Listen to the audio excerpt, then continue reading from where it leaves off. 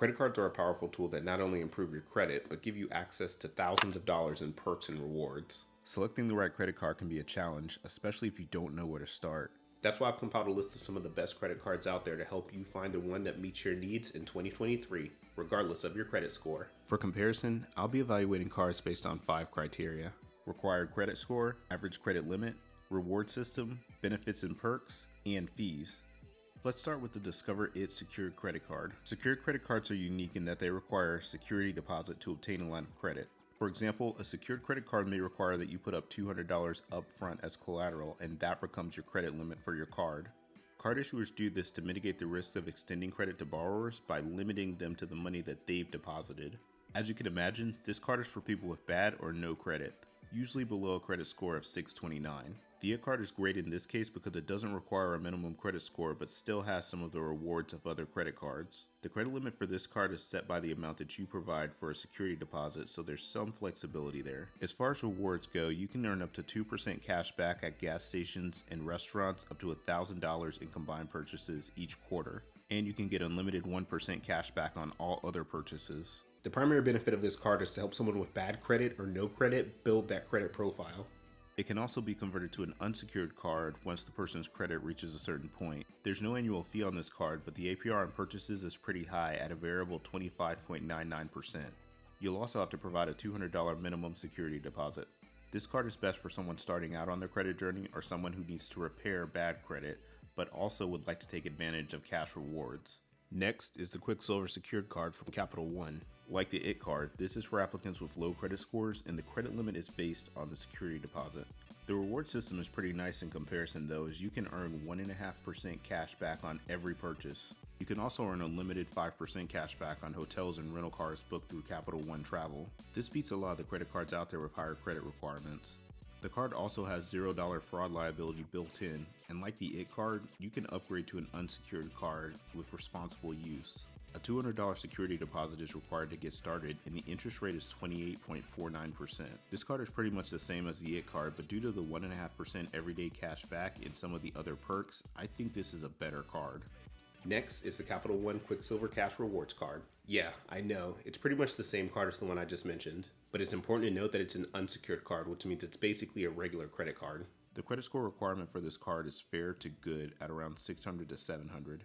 Credit limit wise, it looks like this card has a starting credit limit anywhere between $300 and just over $2,000. The reward system and perks are identical to the Quicksilver Secured card, unless your credit is considered fair, in which case you'd have an annual fee of $39. This is definitely a consideration because in order to justify the annual fee, you'll have to make a total of $2,600 in annual purchases at the 1.5% cash back. I think this card is good for someone moving out of the bad credit, no credit phase of their journey. I'd expected to have more perks for a card with an annual fee, but I still think that it's a good card for general use if you have average credit. Let's move on to the Apple card. This may be a bit controversial, but I'm a huge Apple fan. I've been using the card for 2 years and have a ton of first-hand knowledge of it. The Apple card has a fairly straightforward reward system. 3% daily cash on Apple products, 2% daily cash on any purchases using Apple Pay, and 1% daily cash on everything else. There's also 3% daily cash on select merchants such as Walgreens, Panera Bread, and Uber.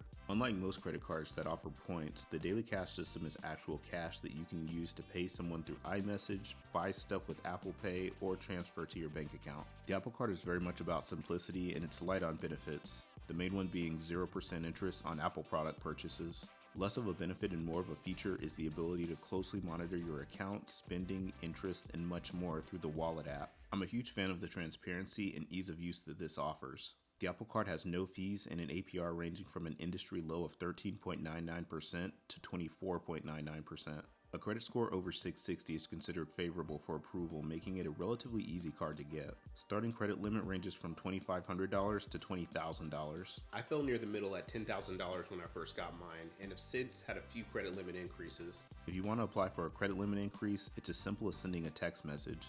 As I'm sure you can imagine, this card is best for someone with an iPhone and ideally someone who's in the Apple ecosystem.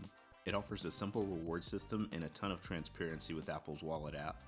What it doesn't offer is any premium perks like the cards I'll be discussing later in the video, but with no annual fee, it's still a great value.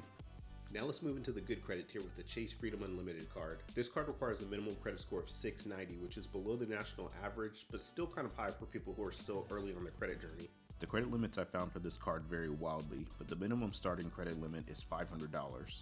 Some of my searches turned up starting credit limits as high as $15,000, but this will require top tier credit and higher income. The reward system is a bit convoluted with an introductory 6.5% cash back on travel booked through Chase Ultimate Rewards. You also get 4.5% cash back on drugstores and dining, as well as 3% cash back on everything else.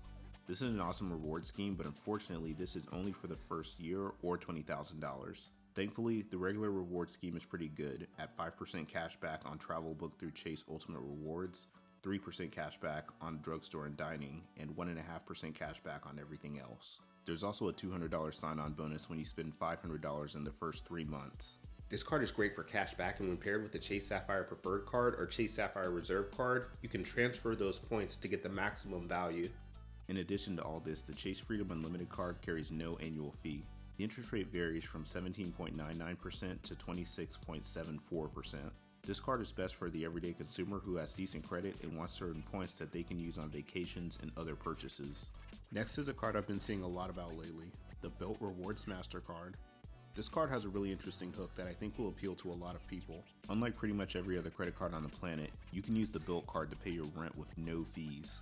Typically, landlords will charge convenience fees around 3%, negating any rewards that you could get, and that's if they'll even accept a credit card. But the Bilt card is different, allowing you to pay rent with your card and collect those sweet rewards points. But that's not all. On top of the 1 point per dollar that you earn from paying rent, you can also earn 2x points on travel and 3x points on dining, and you get double points on the first of the month. There's also a handful of travel benefits as well as DoorDash and Lyft credits. Points can be redeemed for rent payments, fitness classes, home decor, and my personal favorite, a down payment towards a new home. I think the Bilt card is great for someone who's on their journey towards homeownership and wants to capture some of the rewards points on their largest expense. It also seems to be a great card for building already decent credit.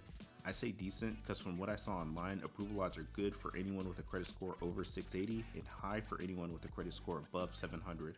If you'd like me to deep dive on this card or any other, let me know in the comments. And while you're there, don't forget to like and subscribe for more content.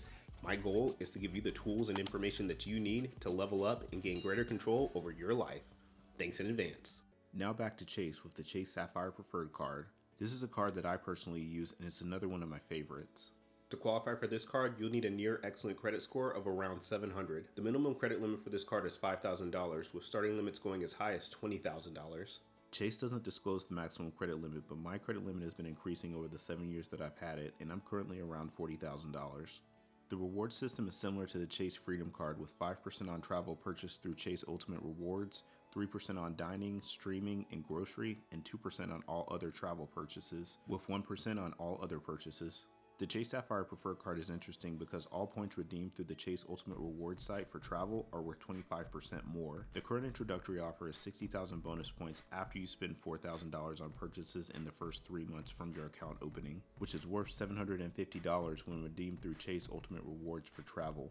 Some of the benefits of this card include a $50 hotel credit, 10% anniversary boost, complimentary DoorDash membership, as well as various trip and purchase protections. It has an annual fee of $95 and an APR of 18.99% to 25.99%. This card is really for someone who has a slightly above average annual spend and likes to travel. I give a detailed review of this card in another video, so watch till the end and then check that one out. Now onto my personal favorite and the card I use the most, the MX Platinum card. Like the Chase Sapphire Preferred card, you'll have to have close to excellent credit to get this card, with a required credit score over 700. As a charge card, the Platinum card doesn't have a preset spending limit. Instead, you spend based on your financial situation and Amex assesses your ability to pay. Since charge card balances are paid off monthly, it's impractical to rack up a high balance. But just in case you try, Platinum cards max out at $50,000. The Amex Platinum card is a premium travel card, and the reward system reflects that. You get 5x points on flights booked directly through airlines or through Amex Travel, 5x points on hotels booked directly through Amex Travel, and 1x point on everything else. Even though the point system may seem a bit underwhelming, where this card shines is in its benefits and its perks. $200 a month airline credit and a $20 digital entertainment credit, free Clear and TSA PreCheck memberships, $200 annual hotel credit, free Walmart Plus membership, access to premium lounges, $15 a month in Uber Cash, various travel and purchase protections, and a whole lot more I didn't mention. This card comes loaded with perks and I've used a ton of them, but the annual fee isn't for the faint of heart. At $6.95, this annual fee is one of the highest in the industry. Despite loving this card myself, I can only recommend it to someone who will take full advantage of the travel benefits. I fly at least quarterly, and the airline credits, lounge access, and pre-check make the whole thing worthwhile to me. The streaming credits help too, and I was able to get a PS5 using my free Walmart Plus membership, for those who care about that kind of stuff. Ultimately, to extract the maximum value from this card, you'll need to use as many benefits as possible. If you want a premium travel experience with extra perks, this is the card for you, but believe me when I say that you're gonna pay. The Platinum card may not be the right card for you, but the Chase Sapphire Preferred card is an awesome travel card with great perks and a more reasonable annual fee. If you want to know more about this card, I provide more detail in this video here.